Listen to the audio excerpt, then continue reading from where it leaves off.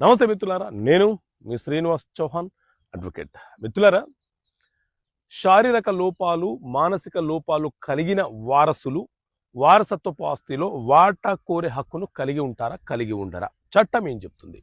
So మిత్రులారా, మన దేశంలో హిందూ వారసత్వపు చట్టం 1956 అమల్లో ఉన్నది.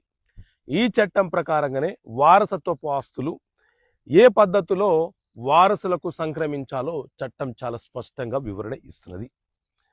సో ఈ చట్టంలోని సెక్షన్ 28 ఏం చెప్తుంది అంటే, ఏ తల్లిదండ్రులకైనా సరే మానసిక లోపాలు కలిగిన వాళ్ళు కానీ శారీరక లోపాలు కలిగిన కొడుకులు కుమార్తెలు జన్మించిన సందర్భాలలో వారు కూడా వారసత్వంగా వచ్చే ఆస్తిలో వారి వాటాని పొందే హక్కును కలిగి ఉంటారు.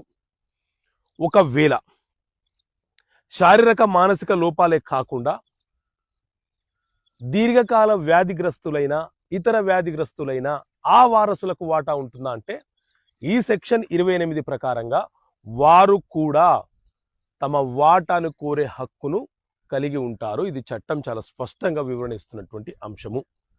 కొన్ని ఫ్యామిలీలలో, కొన్ని కుటుంబాలలో మానసిక వైకల్యం కలిగినటువంటి కొడుకులు లేదా కూతుర్లు ఉంటారు, లేకపోతే శారీరక వైకల్యం కలిగిన వాళ్ళు ఉంటారు. వీళ్ళని మిగతా వాళ్ళు డామినేట్ చేస్తూ వీళ్ళకు ఎలాంటి వాటా ఇవ్వకుండా, వీళ్ళ మెయింటెనెన్స్ చూసుకోకుండా వాళ్ళని ఇబ్బందులకు గురి చేస్తుంటారు.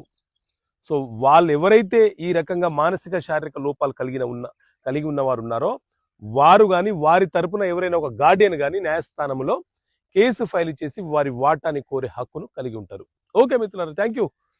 జై హింద్.